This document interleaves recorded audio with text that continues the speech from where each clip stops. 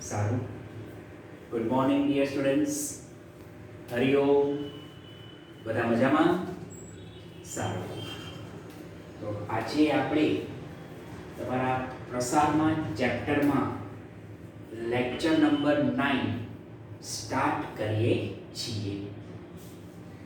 જેમ તમે જાણો છો કે હવે સ્વાધ્યાય 4 માં આપણે વિભાગ F માં પહોંચ્યા છીએ અને ટોટલી રિવિઝનના સમજ તમારે આવશે અને તમે એ પણ જાણો છો કે તમને જે સમ કરાવવામાં આવે, એક જ મિનિટ,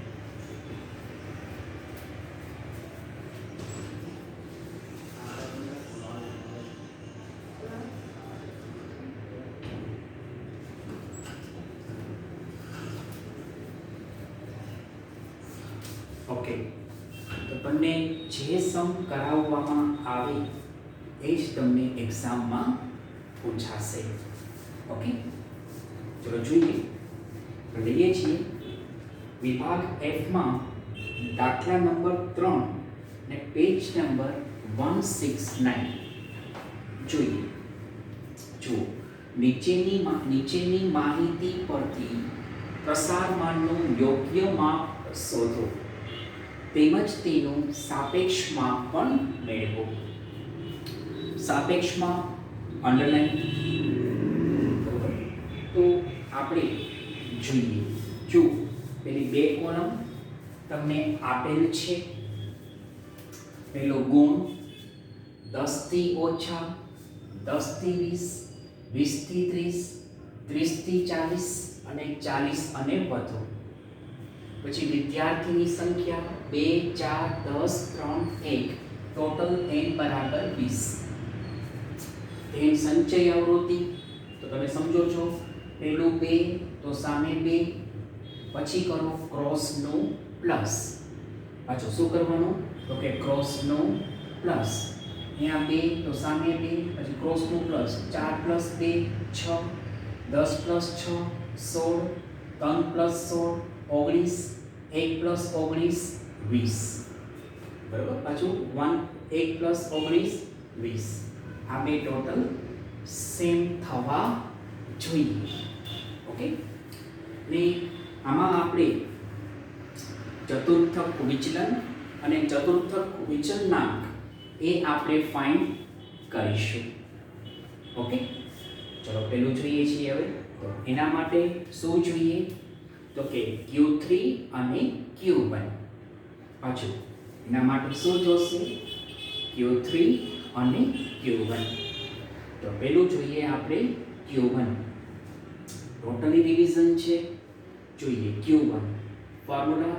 તો કે Q1 બરાબર n/4 માં અવલોકનને સમાવતો વર્ગ. મૂકો n બરાબર 20 તો થાય 20/4 માં અવલોકનને સમાવતો વર્ગ. 20/4 એટલે 5. પાંચમું અવલોકન CF માં જોવાનું. બરોબર. શેમાં? તો કે CF. પાછું CF એટલે શું? તો કે સંચય આવૃત્તિ. પાછું શું થાય CF એટલે? તો કે સંચય આવૃત્તિ. પાંચમું અવલોકન CF માં જુઓ તો એ 6 માં આવે. શેમાં આવે? તો કે 6 માં. પાંચમું અવલોકન CF માં જોતા 6 માં આવે. 6 ની સામેનો વચ્ચે 10 થી 20. બરાબર. શું છે 6 ની સામે? 10 થી 20. તો થયું Q1 બરાબર 10 થી 20. હવે તમે જાણો છો L બરાબર 10. તમે જાણો છો સામે F ક્રોસમાં CF.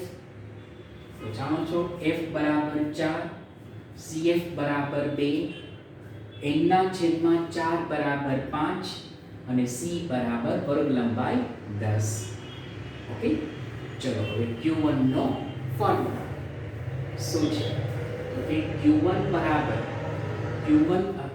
બરાબર L plus n ના છેદમાં 4 માઇનસ cf છેદમાં f ગુણ્યા c. પાછું q1 બરાબર l પ્લસ n ના છેદમાં 4 માઇનસ cf છેદમાં f ગુણ્યા c. બધી કિંમત મૂકો તો થશે q1 l 10 n ના છેદમાં 4 5 માઇનસ cf 2 f 4 સમજી શકો તમે f 4 એને ગુણ્યા 10 ગણતરી કરો તો જો સિમ્પલ ડાયરેક્ટ થાય ગણતરી તમારે કે જો 5 ઓછા 2 3 3 ગુણ્યા 10 30 એટલે 30 ના છેદમાં 4 તો થયું 10 વત્તા 30 ના છેદમાં 4 એટલે આવે 10 વત્તા આ બેનો ભાગાકાર આવે 7.5 અને પ્લસ કરો તો થશે q1 બરાબર 17.5. પાછું શું થાય તો કે q1 બરાબર 17.5. હવે બીજો સ્ટેપ q3 એનો ફોર્મ્યુલા શું તો કે q3 બરાબર 3 n ના છેદમાં 4 માં અવલોકનનો વર્ગ. 3 n ના છેદમાં 4 માં અવલોકનનો વર્ગ. મૂકો કિંમત તો તમે જાણો છો n ના છેદમાં 4 એટલે 5. આપણે આવ્યું હતું અહીંયા ઉપર n ના છેદમાં 4 એટલે 20 ના છેદમાં 4 એટલે 5 એટલે 3 કૌંસમાં 5 માં અવલોકનનો વર્ગ એટલે 3 5 15. પાછું 3 5 15 15 માં અવલોકનનો વર્ગ તો એ 15 માં અવલોકનનો વર્ગ CF માં તમે જુઓ તો એ 16 માં આવે. બરોબર શેમાં આવશે તો કે 16 માં આવે અને 16 ની સામે છે 20 થી 30. શું છે 16 ની સામે 20 થી 30 તો અહીંયા તમારો વર્ગ થયો q3 બરાબર 20 થી 30. બરોબર શું થયું q3 બરાબર 20 થી 30. ઓકે આ તમારે વર્ગ થયો. બરોબર જોઈ લો 1 મિનિટ.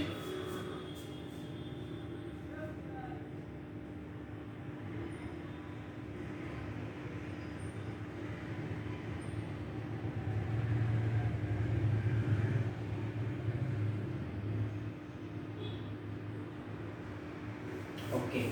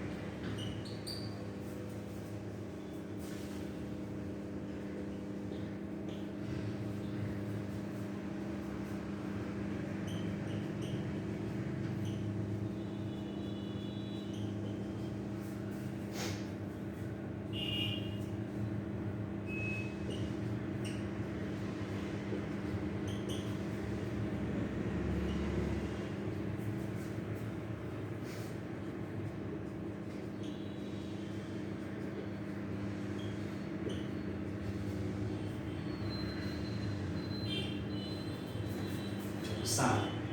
હવે તમે સમજો છો એ રીતે આ તમારા ટાર્ગેટ છે ચતુર્થક વિચલન અને ચતુર્થક વિચલનાંક. આ બે ટાર્ગેટ છે. એના માટે હવે Q3 જોઈએ. બરાબર, તમે સમજો છો L બરાબર 20. બરાબર, પછી તમારો જે વર્ગ આપ્યો છે એમાં સામે F ક્રોસમાં CF એ પણ જાણો છો. તો થશે F બરાબર 10, CF બરાબર 6, 3 n/4 બરાબર 15 અને C બરાબર 10. બરાબર, પાછું C બરાબર 10. હવે ફોર્મ્યુલા સમજો છો શું થાય? Q3 ફોર્મ્યુલા શું? તો કે Q3 બરાબર L પ્લસ 3 n/4 CF છેદમાં F ગુણ્યા C. બરાબર, એમાં કિંમત મૂકો તો થશે L 20 વત્તા 3 n/4 15 ઓછા CF 6 છેદમાં F 10 ગુણ્યા C 10. 0 0 કેન્સલ. બરાબર, આ થયું 15 ઓછા 6 9 પ્લસ કરો 20 પ્લસ 9 29. તો થયું Q3 બરાબર 29. પાછું શું? તો કે Q3 બરાબર 29. હવે તમારો ટાર્ગેટ છે ચતુર્થક વિચલન અને ચતુર્થક વિચલનાંક. ઓકે, ચલો પહેલો ટાર્ગેટ ચતુર્થક વિચલન. બરાબર, QD. બરાબર, ચતુર્થક વિચલન QD. બરાબર, ફોર્મ્યુલા શું? તો કે QD બરાબર શું ફોર્મ્યુલા? QD બરાબર Q3 Q1 છેદમાં 2. પાછું QD બરાબર Q3 Q1 છેદમાં 2. મૂકો કિંમત. Q3 29, Q1 17.5 છેદમાં 2. માઇનસ કરો એટલે 11.5 છેદમાં 2. પાછું માઇનસ કરો તો શું આવે? 11.5 છેદમાં 2. ભાગાકાર કરો તો આવે 5.75 ગુણ.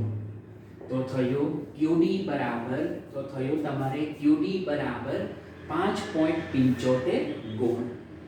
પાછું શું થયું? QD બરાબર 5.75 ગુણ. પછી સાપેક્ષમાં. બરાબર, એ છે તમારે ચતુર્થક વિચલનાંક. બરાબર છે, સાપેક્ષમાં એટલે શું? તો કે ચતુર્થક વિચલનાંક.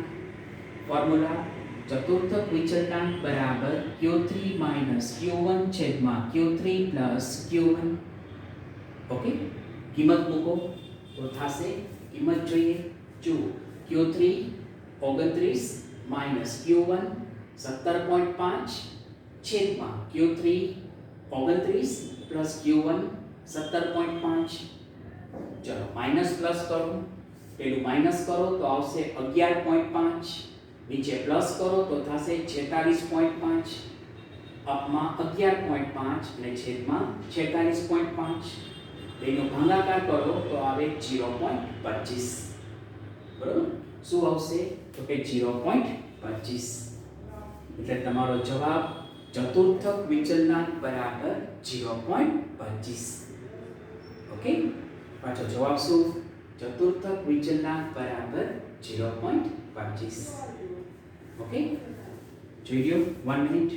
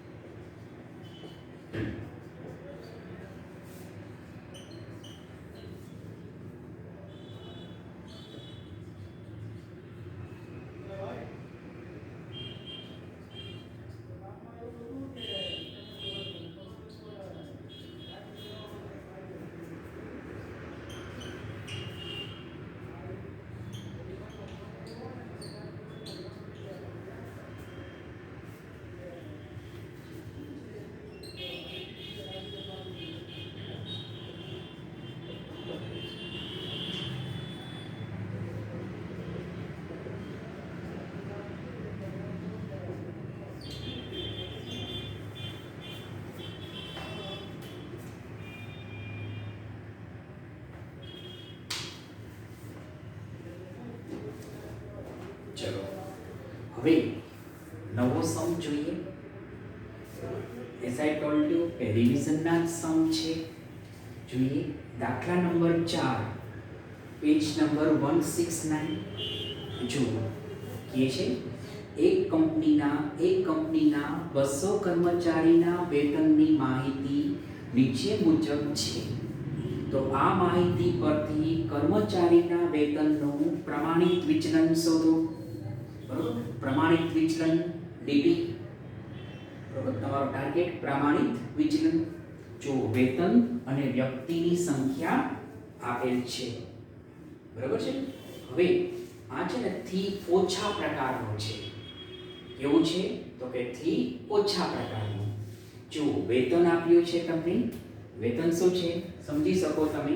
શું છે વેતન? 10 થી ઓછું, 20 થી ઓછું, 30 થી ઓછું, 40 થી ઓછું, 50 થી ઓછું, 60 થી ઓછું, 70 થી ઓછું. એટલે આ થી ઓછા પ્રકારનું આવૃત્તિ વિતરણ છે. ઓકે, હવે થી ઓછું છે, બધા વચ્ચે જુઓ તો 10 નો ડિફરન્સ છે. કેટલાનો? તો કે 10 નો ડિફરન્સ છે. એટલે મેં વર્ગ બનાવ્યા 0 થી 10, 10 થી 20, 20 થી 30, 30 થી 40, 40 થી 50, 50 થી 60, 60 થી 70. બરાબર, આ રીતે મેં વર્ગ બનાવ્યા. ઓકે, ચલો પછી છે સંખ્યા. તો આ છે કેવું? થી ઓછા પ્રકારનું સંચય આવૃત્તિ વિતરણ. હવે મેઇન પ્રશ્ન એ કે ભાઈ સંચય આવૃત્તિ પરથી આવૃત્તિ કેમ મળે? એ પ્રશ્ન થાય બધાને. તો સિમ્પલ છે, પહેલું 5 તો 5, પછી કરવાનું બીજું માઇનસ પહેલું, ત્રીજું માઇનસ બીજું, ચોથું માઇનસ ત્રીજું, પાંચમું માઇનસ ચોથું, એમ કરવાનું. તો એ રીતે તમને સંચય આવૃત્તિ પરથી આવૃત્તિ મળશે. બરોબર, શું મળશે? તો કે સંચય આવૃત્તિ પરથી આવૃત્તિ મળી જશે. તો એ રીતના જો ચેક કરો. જો પહેલો 5, પછી બીજું 17 ઓછા 5 12, પછી 47 ઓછા 17 30, પછી 92 ઓછા 47 45, ત્યારબાદ 142 ઓછા 92 50, પછી 179 માઇનસ 142 37, અને છેલ્લું 200 ઓછા 179 એટલે 21. આનો ટોટલ આવે n બરાબર 200. અને તમારો ટાર્ગેટ છે, એઝ યુ નો કે તમારો ટાર્ગેટ છે આમાં પ્રમાણિત વિચલન. બરાબર, શું છે તો કે પ્રમાણિત વિચલન. ચલો એના માટે જોઈએ તો પહેલા આ વર્ગ છે એટલે પહેલું કામ મધ્ય કિંમત. બરાબર, તો જોઈએ 0 થી 10 છે તો શું થાય? 0 પ્લસ 10 છેદમાં 2 એટલે 5. બીજું 10 થી 20, 10 પ્લસ 20 છેદમાં 2 15. પછી ગેપ જુઓ 10 10 નો છે. કેટલો ગેપ છે? 10 10 નો. 10 10 પ્લસ કરો તો થશે 5 15 25 35 45 55 65. આ રીતે 10 10 નો ગેપ મળશે તમને. ચલો ત્યારબાદ છે ડી. બરાબર છે, ડી. હવે એમાં શું કરવાનું? ડી તમારું છે ટાર્ગેટ. હવે શું કરો એમાં? તો એમાં એક ધારી લો, કંઈ પણ એક ધારી લો. મેં મિડલમાં 35 ધાર્યું છે. ધારણા કરી મેં x - 35 છેદમાં 10. પાછું શું? x - 35 છેદમાં 10. કેમ કે બધા વચ્ચે 10 નો તફાવત છે. બરોબર, કેટલો છે તફાવત? તો કે 10 નો. એટલે મેં છેદમાં 10 મૂક્યા. હવે શું કરો? આ x ની બધી રકમ x ની જગ્યાએ મૂકો. બરોબર, ક્યાં મૂકવાનું? x ની જગ્યાએ મૂકો. ચલો મૂકીએ. પહેલું 5 મૂકો, 5 મૂકો તો થશે 5 ઓછા 35 છેદમાં 10 ઓછા 3 15 મૂકો 15 ઓછા 35 15 ઓછા 35 છેદમાં 10 માઈનસ 2 25 મૂકો 25 ઓછા માઈનસ 35 છેદમાં 10 માઈનસ 1 35 મૂકો 35 માઈનસ 35 છેદમાં 10 0 45 મૂકો 45 માઈનસ 35 છેદમાં 10 1 55 મૂકો તો 2 ને 65 મૂકો તો 3 આવી જશે. ઓકે, હવે છે પછી FD. બરોબર, તમે જાણો છો FD એટલે શું? તો કે F ગુણ્યા D. શું થાય FD? તો કે F ગુણ્યા D. કરો ગુણાકાર. ચલો F અને D નો બીજો અને ચોથી કોલમ કરો ગુણાકાર. 5 minus 3 minus 15 12 minus 2 minus 24 30 minus 1 minus 30 45 0 0 50 1 50 37 2 74 21 3 63 ને એનો ટોટલ 118. શું ટોટલ થાય આનો? 118. પછી છે FD સ્ક્વેર. બરોબર, FD સ્ક્વેર એટલે શું? તો કે FD નો વર્ગ બરાબર FD ગુણ્યા D. પાછું FD નો વર્ગ બરાબર FD ગુણ્યા D. ચલો એટલે આ ચોથી અને પાંચમી કોલમનો ગુણાકાર. જોઈએ શું થાય જુઓ. -3 -3 -15 45 -2 -24 48 -1 -30 30 0 0 0 1 50 50 2 74 148 3 63 189 ને આખો ટોટલ 510 એટલે કે 510. આ કોલમનો ટોટલ 510. ઓકે, સારું. હવે તમારો ટાર્ગેટ છે પ્રમાણિત વિચલન. ઓકે, ચલો પ્રમાણિત વિચલન ફોર્મ્યુલા શું? તો કે ભાઈ S બરાબર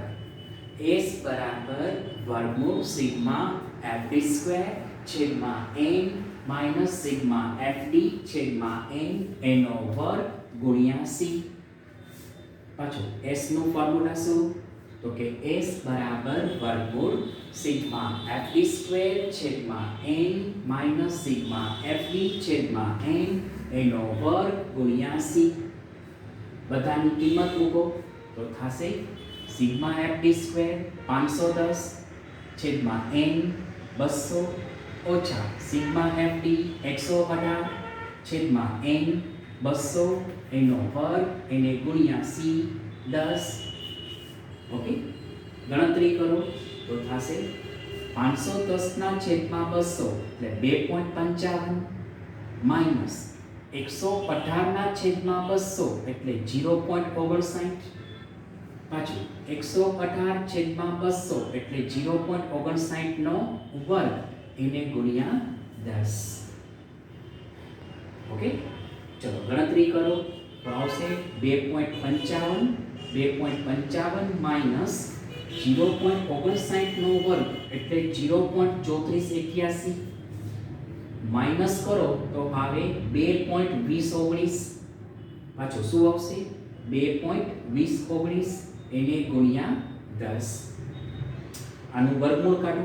પહેલાનું વર્ગમૂળ કાઢો તો આવશે 1.484. શું આવે? 1.484 એને ગુણ્યા 10.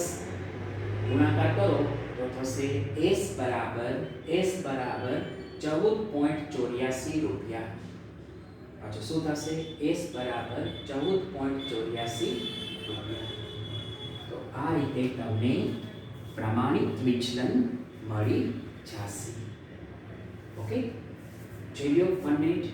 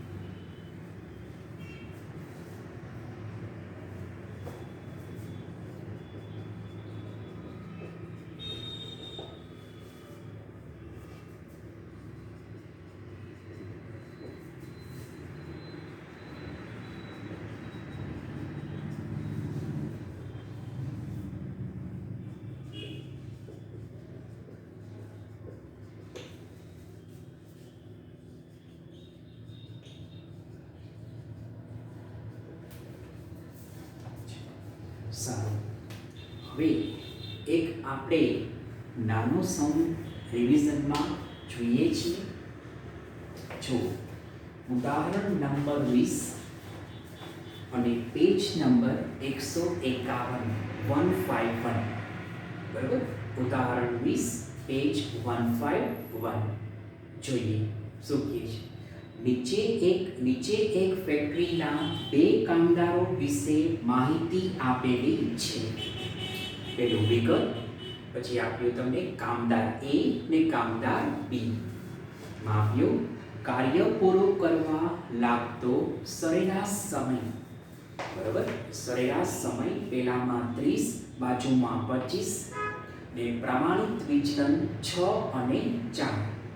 પછી પૂછ્યું કયા કામદારના કાર્ય પૂરું કરવા લાગતા સમયમાં વધુ સાપેક્ષ પ્રસાર છે, બરાબર. સાપેક્ષ પ્રસાર અંડરલાઈન, કયો કામદાર અંડરલાઈન જોઈએ. જો શું કહે છે, તમને બે કામદારનું આપ્યું એટલે બેની કમ્પેરિઝન મેળવવા આપણે ચલનાંક ફાઇન્ડ કરીશું, બરાબર, જે તમે જાણો છો. ચલો ચલનાંક, બરાબર. ચલનાંક શું છે ફોર્મ્યુલા ચલનાંકમાં? તો કે ચલનાંક બરાબર s/x² ગુણ્યા 100. પાછું ચલનાંક બરાબર s/x² ગુણ્યા 100. ચલો જોઈએ પેલું કામદાર A, એમાં આપ્યું x બાર 30 s 6. પેલા એનો ચલનાંક જોઈએ શું થાય. તો કે ચલનાંક બરાબર s/x² ગુણ્યા 100. મૂકો કિંમત તો થશે ચલનાંક બરાબર 6/30 ગુણ્યા 100. પાછું 6/30 ગુણ્યા 100. ઓકે, તો 6 5 30 અને 5 20 100. તો થયું ચલનાંક બરાબર 20%. શું થાય પાછું? તો કે ચલનાંક બરાબર 20%. આ થયું કામદાર A. પછી વાત છે કામદાર B. ચલો કામદાર B માં શું કરશું? જો આપ્યું એમાં શું? તો કે કામદાર B માં x બાર 25 s 4, બરાબર. ચલો ફોર્મ્યુલા શું એનું? તો કે ચલનાંક બરાબર s/x² ગુણ્યા 100. પાછું ચલનાંક બરાબર s/x² ગુણ્યા 100. મૂકો કિંમત તો થશે ચલનાંક બરાબર 4/25 ગુણ્યા 100. પાછું 4/25 ગુણ્યા 100. તો થાય 25 4 100. 4 4 16. પાછું 4 4 16%. એટલે આવ્યું ચલનાંક બરાબર 16%. અહીંયા થયું ચલનાંક બરાબર 20%. અહીંયા થયું ચલનાંક બરાબર 16%. યાદ રાખવાનું, જેનો ચલનાંક વધુ હોય તેમાં પ્રસાર વધુ હોય. પાછું શું? જેનો ચલનાંક વધુ હોય એનો પ્રસાર વધુ હોય. એટલે જો A માં 20%, B માં 16%, તો કહી શકો કામદાર A નો ચલનાંક વધુ હોવાથી તેના સમયમાં પ્રસાર વધુ છે. કેમ કે A માં વધુ છે એટલે ત્યાં પ્રસાર વધુ છે એમ કહી શકાય. ઓકે, જોઈ લો 1 મિનિટ.